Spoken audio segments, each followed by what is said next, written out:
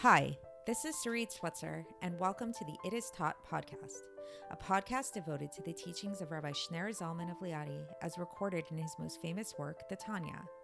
My hope for this show is to make these teachings accessible and relatable to the average person, regardless of prior Jewish education or affiliation.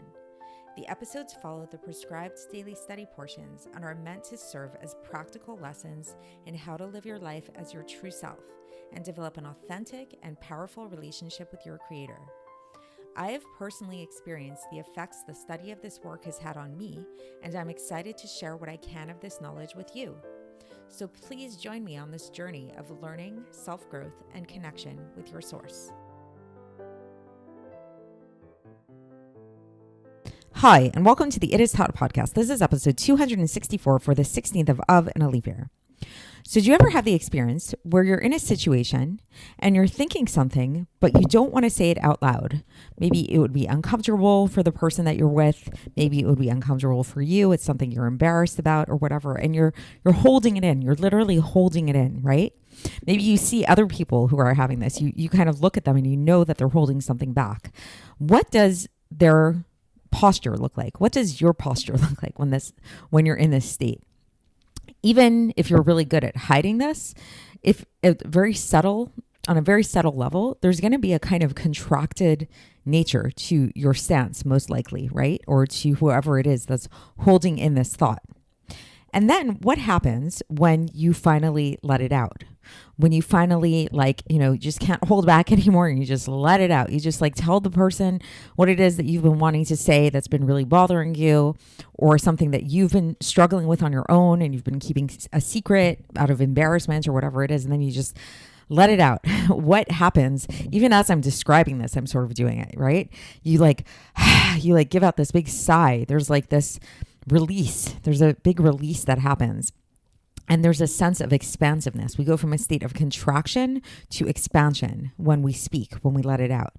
And interestingly, this is what we're going to be learning about in today's Tanya, is about this expansive nature of speech and how really ultimately speech is all about expansion. And the origin of speech comes from this place of expansion, namely the hey. The hey, if you think about it in terms of the letters, is an expansive letter. It takes up a lot of space. There's dimensionality to it. It goes up, it goes to the side. There's a space in the middle, and also the way it sounds. The ha sound, which again is the origin of speech, is really what we're going to learn about. Is this hey, this original hey from which all the other sounds emerge. It's that's the sound of it. So it also has this expansive nature to it. It's we're exhaling, we're letting it out, we're letting it go. So this is what we're going to be learning about today. And to keep in the context of the discussion, to not totally lose sight of what we're talking about, is we are in the middle of Epistle 5 of Iggeres HaKodesh, and we've been trying to come to a deeper understanding of what it means that we can create God's name through our acts of tzedakah. And we talked about how when we think about God's name, we look at the name of God, the Tetragrammaton, which is made up of 4 levels, the Yud, the Hey, and the Vav, and the Hey. And yesterday, we began this discussion. We kicked off the discussion when we really started talking about speech in this kind of general sense. And we noted a very interesting phenomenon whereby speech, which is associated with the level of Malchus, which is the lowest of all the 10 attributes, actually has a connection with the highest, which is Chochma. Because we know that when we speak, when we say different words, we're not consciously thinking about the external form that our mouths are taking when we say those words. We're thinking more about the meaning of the words. We're thinking more about I want to say this particular word, and then the body follows, which kind of points to the fact that really the origin of speech is in this more intuitive space, the Chochma as we call it, or the Yud. So today, we're going to take this discussion a little bit deeper when it comes to speech. And we're going to talk about how when it comes to speech, well, especially if we're talking about Hebrew speech or the Lashon HaKodesh, from which is the speech that God creates the world at all times, it happens by way of the 22 letters of the Hebrew alphabet. And what we're going to talk about today is about how these letters actually have 2 aspects to them. There's the form of the Hebrew letters, and then there's the matter of the Hebrew letters. In Hebrew, we call it chomer, v'tzura. Chomer is the matter, and then there's the tzura, the form. And we'll talk about the difference between these two things, these two aspects. And in the process of this discussion, we're really going to come to understand this expansive nature of speech and what that's all about, and why speech and why our world in particular is associated particularly with the letter He, which is this more expansive kind of letter. So let's get straight into the text, and I think it will just become clearer. We can discuss more as we go. So the Alter Rebbe begins today, and he talks about how the letters there are two aspects to the letters. There's, just like I said, so there's the aspect of the matter of the letters, and then there's the aspect of the form of the letters. And another way to understand these two aspects of the letters is there's the inner aspect of the letter, and then there's the external aspect of the letter. So the inner aspect of the letter can be thought of as the form of the letter, or maybe like the soul of the letter, if you want to kind of think about that. And the outer aspect of the letter is what's known as the matter of the letter. It can be thought of as the body of the letter. For each one of the letters, it has these two aspects. And so now, even though, as we were talking about yesterday, we kept talking about this idea of Chochma. We kept talking about this idea that like the origin of speech is in Chochma. So even though the origin, yes, in a certain sense, the origin of these letters comes from the primordial space of the soul, and in fact, higher than Chochma in the will of the soul, this is when we're referring to the form of the letters and the different ways that we pronounce these 22 letters, like the actual like manifest like speech. That's, like we talked about yesterday, all the things we talked about yesterday. But then there's another aspect of the letters, and that's what we're going to be talking about today. And this is the aspect of the body of the letters, the matter of the letters. And this is that more mechanical kind of process that we kind of glossed over a little bit yesterday, but we're going to talk about it more today. That's the actual movement of my lips, of my throat, of all of these things, the actual mechanical processes that allow the speech to happen. And the origin of all of those things, the origin of the mechanics of speech, really comes from the breath that comes from the heart. And out of that comes this like very primordial, this like very simple sound that issues from the throat. And this sound that issues from the throat is divided into 22 different types of enunciations and different types of pronunciations of the 22 letters through the 5 organs of speech. So, for example, the Alter Rebbe gives an example of like the 5 organs of speech. So there's the throat. The throat is one organ of speech. What are and for each one of the 5 organs of speech, there's different letters associated with each one. So for the throat, there are 5 letters that are articulated through the throat. There's the aleph, right? Because when we say that's the sound that the aleph makes. Think about that. That's in your throat. You can say that with me. Then there's the chet. That's in the throat, right? A lot of non-Jewish people don't know how to say that. The sounds, that comes from your throat. So if anybody doesn't know how to say that, you can practice it through your throat, through kind of constricting your throat in that way. Then there's the hey sound. So that would be It's also the throat. And there's the ayin, which is or like, it sounds kind of like the aleph. Sephardim can kind of make it sounds a little bit more. I'm not so good at that, but it has a slightly different sound than the aleph, but they all come from the throat. Then another example is that there's the palate. The palate, what are the letters of the palate? The palate is the gimel, the yud, the kaf, and the kuf. So think about those. Say those letters slowly and like the sounds with it. Gimel, g. So you're using your palate for that. Yud, you're using your palate. Ya, ka. For kaf, and kuf also ka. So that's all your palate, you're using it. So we're really looking at the mechanical aspects of the pronunciation of these letters. And so this happens by way of like the sound being broken down through these different organs of verbal articulations. However, the simple sound itself of that breath of the letter He, this letter is called the light letter, the ata kalila chule, it's called. So this letter is the source of the matter and the body of the letters before they are divided up into the 22 letters. So it's really this letter He that's the origin of the matter of the letter. So like yesterday we talked about the yud, we talked about the chochma more. That we can say in a simple terms is the yud is like the origin of the form of the letters, and the hey is the origin of the matter of the letters. And now we can understand a little bit what it is, this teaching that we find in the sages, that this world was created through the letter hey. Okay, so now a question comes up. Like up until here, it could sound kind of similar to what we learned about yesterday, that there's this connection. Like what is this hey of speech? We can think of it as Malchus. Malchus is that final sphera. And yesterday we were talking about this connection between the highest and the lowest, the connection between the Chochma and the connection between the Malchus, which we could say there's a connection between the Yud, which is the Chochma, and then the connection between the Hey, which is Malchus, which is manifest speech.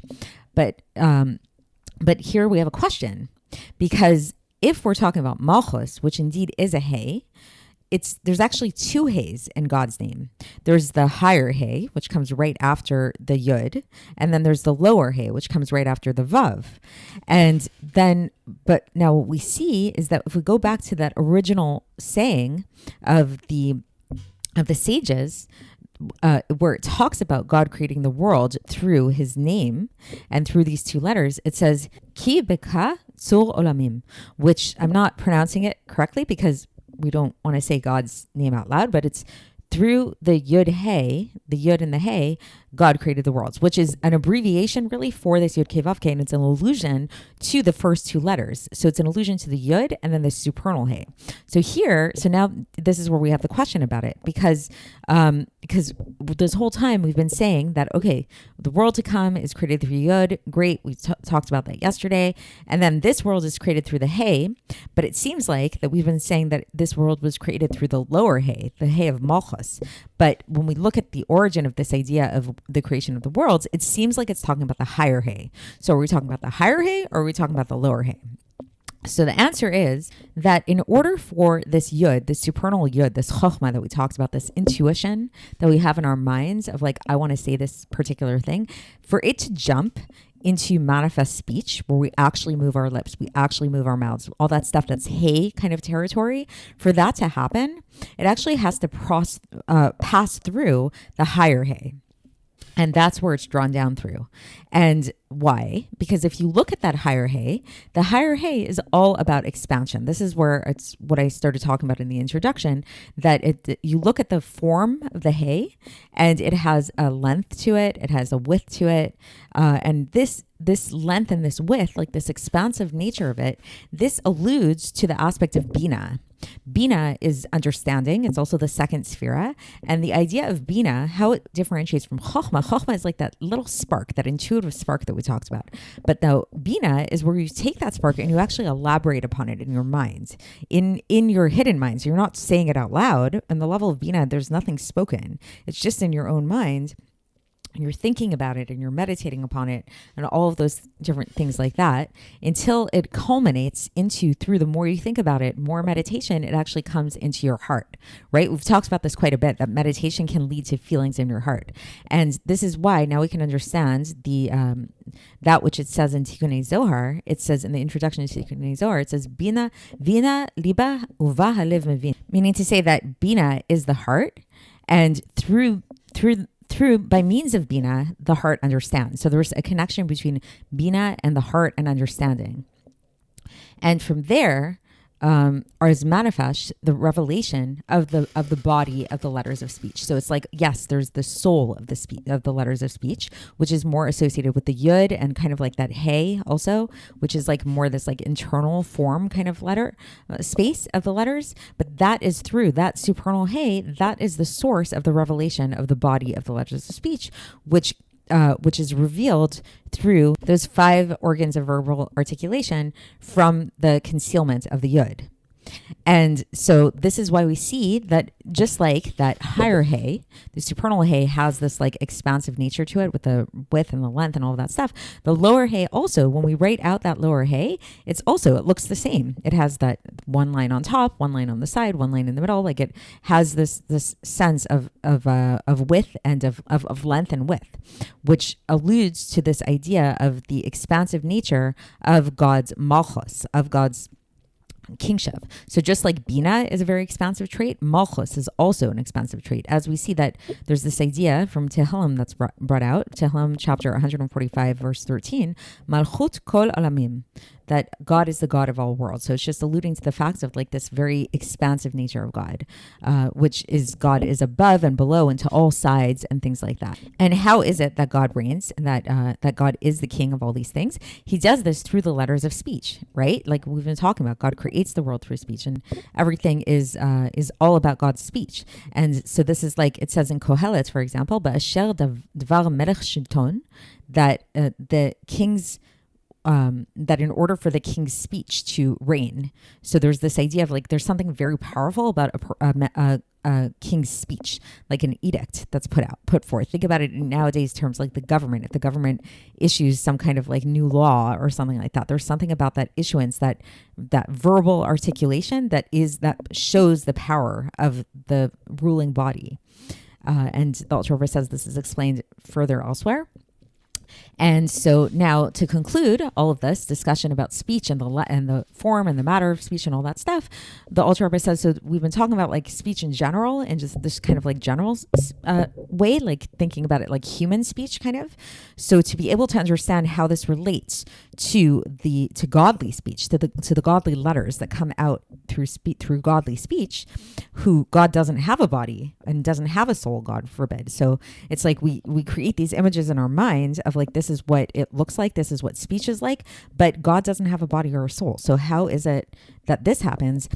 The Alter Rebbe refers us back to the second portion of Likutei Amarim, so I'm assuming that's Shar Yechud V'Amunah, where it's to look at chapters 11 and 12. And he says to look there and see there for more detail. So that's the end of the section today. So hopefully that gives you a little bit of an insight into how the mechanics of all this work. So to sum it up, basically, the letters of speech have form to them and they have matter to them.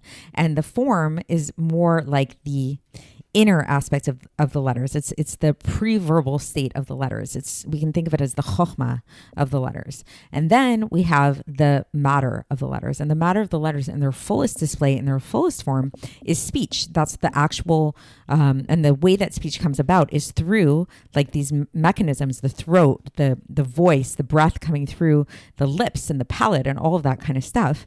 But in order for there to be that jump, in order for it to come from Chochma into Malchus, which is this manifest speech, it has to travel through Bina. Bina is like the transit channel through which it comes. And Bina, and why Bina? Because Bina is also all about expansion. So it's all about taking that initial spark and then making it expanding it into something like more comprehensive and detailed on all that, so that it eventually translates into our very detailed and articulate speech. So that's it for today, and we will continue with this section tomorrow. I'll speak to you then. Thanks for listening to the It Is Taught podcast, hosted by Sarit Switzer. This podcast is dedicated in loving memory of my maternal grandfather, Avraham Yitzchak ben Binyamin HaKohen of blessed memory.